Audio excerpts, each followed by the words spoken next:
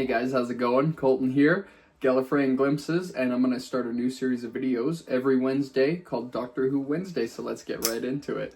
Okay, the first thing we're going to be talking about today is something that I've only seen starting today, I guess. Paul McGann, once again, being rumored as the Doctor in Doctor Who. Now, personally, I've been wanting this forever. Paul McGann as the 16th Doctor makes sense. It sort of rhymes, obviously, 8-16, but then just the fact that he did not get a fair shake on screen as the Doctor. Most people, if they think about Paul McGann's Doctor, if they don't listen to the Big Finish audios, all they have to go off of is that singular film and Night of the Doctor. Paul McGann as the 16th Doctor would be amazing. It's something that I actually wrote in a comment here on Reddit almost 2 years ago, and I just put it up on the screen, obviously. You know, the biggest problem I thought was that with Colin Baker playing the Curator in Big Finish now, the Curator being able to change his own face, I thought that's what he meant when he was talking to Eleven in Day of the Doctor, that him revisiting old faces actually meant as the Curator. But considering that 14 was played by David Tennant, of course, that plays really strongly into the theory that we could get older actors playing the Doctor once again, and the most viable one is obviously Paul McGann. Christopher Eccleston's not going to be coming back in the near future unless something seriously changes behind the scenes. With the 2026 Christmas special onwards, that could be changing. Russell T Davies, obviously, most people assume he's probably out the door at this point. If that's the case, then obviously I would love Christopher Eccleston to come back, but getting him to play the Doctor full-time is probably out of the question at this point. He does it for Big Finish, and he only came back for the 4th series that's currently coming out because Billie Piper. That is something that I've been seeing people say online, obviously. It'd be a lot of fun to have Christopher Eccleston as a companion to Billie Piper's Doctor, and it's just one of those things that it'd be so silly, and I don't know if it could work for some fans.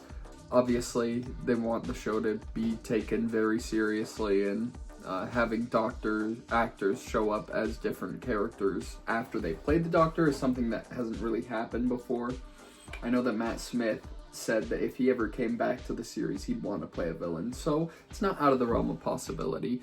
It would be interesting to see how that would play out, but obviously we're not going to know until next December, so there's a long wait. The thing that actually has been driving this new rumor, I believe, especially today, was the fact that Paul McGann had to cancel his Gallifrey 1 appearance due to filming conflicts with whatever project he's working on.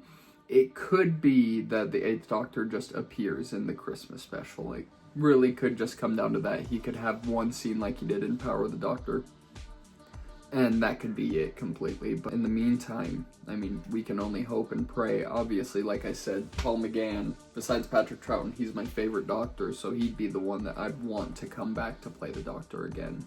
New 11th Doctor audios are being released by Big Finish, with Miles Taylor stepping into the role. For Matt Smith, Jacob Dudman ended up retiring from Big Finish last year. He's now filming the Scrubs reboot with Zach Braff, from my understanding. More power to him, obviously. The trailer for this sounded great. The biggest problem, obviously, is that there's no physical release coming from Big Finish. It's just one of those things that day by day, week by week, we've just had to come to terms with, that Big Finish is limiting their physical media output in terms of each individual box set or separate release. They've limited the amount from 25 to now 1,500 copies. And it's caused a whole mess in the community, obviously, because of those 1,500, obviously, operating under the assumption that they're only pressing 1,500 and that the 1,500 aren't being sold exclusively to the customer. That's also including stock that's going to the retailers. Then let's say the retailers get about 500 copies.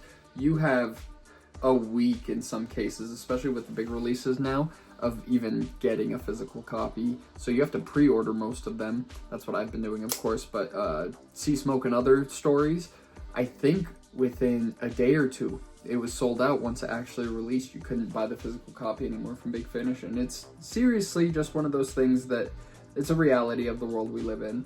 You know, Big Finish is a company. They have to be able to function and pay operating costs, and the warehouse costs, I have to imagine, are pretty astronomical because they've been doing a lot of CD sales. Not as many as I hoped for, obviously, recently, but it's because a lot of their backlog is completely sold out now. Facing that reality, I realized that I'm ultimately not gonna pick up the downloads. Like, I'll be honest, I didn't pick up any of the Jacob Dunman 11th Doctor releases. I'm not a fan of 11 enough to listen to an imitator, realistically.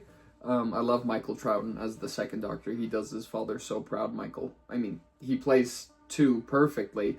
A lot more on the back foot than you're used to seeing for 2, but still, he's got it, and the sound of his voice is so close to his father's. A little bit higher pitched, but still so close. And Tim Treloar's third Doctor, obviously, he is the best third Doctor that I've ever heard. I hope that he continues to play him, and it seems like for the foreseeable future he is. It doesn't seem like they're slowing down with Tim Treloar. I have every single release from the third Doctor adventures, and it's because Tim Treloar is the man. And then Stephen Noonan, as I spoke about in my review for the Halloween box set, he's great first Doctor. I went back and listened to the Gunfighters Now, Volume 1. I just picked up Volumes 3 and 4 because I had 1 and 2. I'm going to go ahead and listen to all of them. He's really won me over as the first Doctor now. There's another caveat to that. With the first, second, and third Doctors, they've all passed away. You don't really have much of a choice. David Bradley does an amazing first Doctor. David Bradley only plays the first Doctor with the Adventure in Space and Time crew. You know, you have to have Claudia Grant, Jacqueline Hill, and Jamie Glover there, or else... No, I said the real name for Barbara. I can't remember her name now off the top of my head. I'm so sorry. But the actress that plays Barbara in Adventure in Space and Time, and Jacqueline Hill in the film. Stephen Noonan playing with Dodo and Steven, I mean, he does such a great job. And like I said, the caveat of those original actors having passed away makes all the difference for me. Matt Smith, I'm sure someday may come back for Big Finish. We'll see. Obviously, I don't know. He's just now starting to get even more popular, obviously, in film and television, and so we'll see what the future holds for the 11th Doctor, actually. I wish Miles Taylor all the best as his 11th Doctor comes into play. We'll see if anything interesting happens. If there are any physical releases involving Miles Taylor's Doctor, then I'd love to pick them up and give them a listen, but I'm pretty much exclusive to picking up only the physical releases. You know, obviously that entails getting the digital download with that, and that's super convenient for when I'm at work or in the car because my car doesn't have a CD player. But in most cases, I'm a physical media guy, so it's just the reality of it. Like I said, it's a shame, but I'm not surprised because I can't imagine the 11th Doctor releases get many physical sales anyways. Last week, Pauline Collins passed away at the age of 85, November 6th. Very sad. She's most well known for playing Samantha Briggs in The Faceless Ones and Queen Victoria in David Tennant's Tooth and Claw in Season 2. Wonderful actress to watch on screen, just terribly sad. Obviously 85 is a nice long life for anybody. You can only hope to live that long, and she definitely left her mark in the Doctor Who community.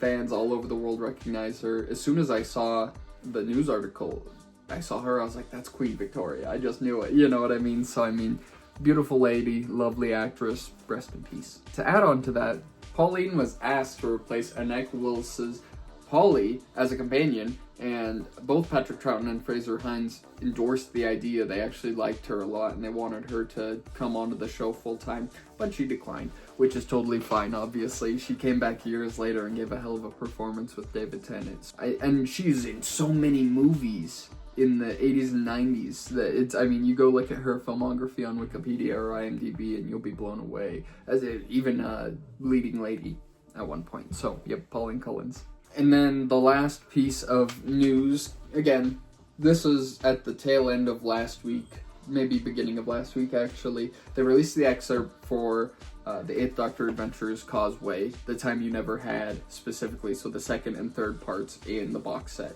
And within 90 seconds of the excerpt, it reveals a major spoiler for the first story in the box set, supposedly. We'll get into that. Obviously, from this point on, spoilers for the excerpt and for Causeway.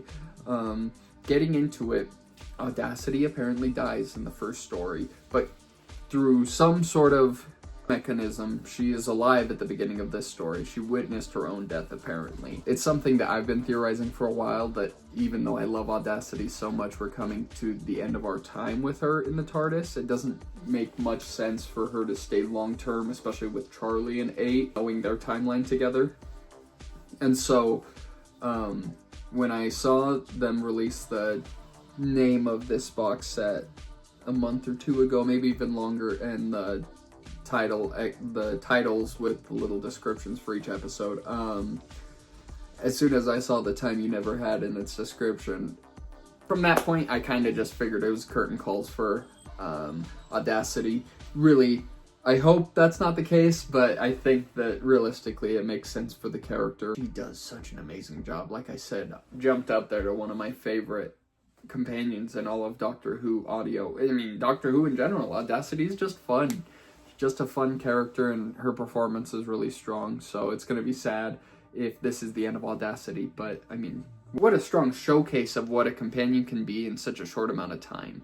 The Last Great Cyber War was easily my favorite story from the recent 8th Doctor adventure releases, and she is just such a blast. I'm going to miss Audacity for sure. We'll see what ends up happening. If she's around for another box set, we'll be really lucky, but I think this might be it for her.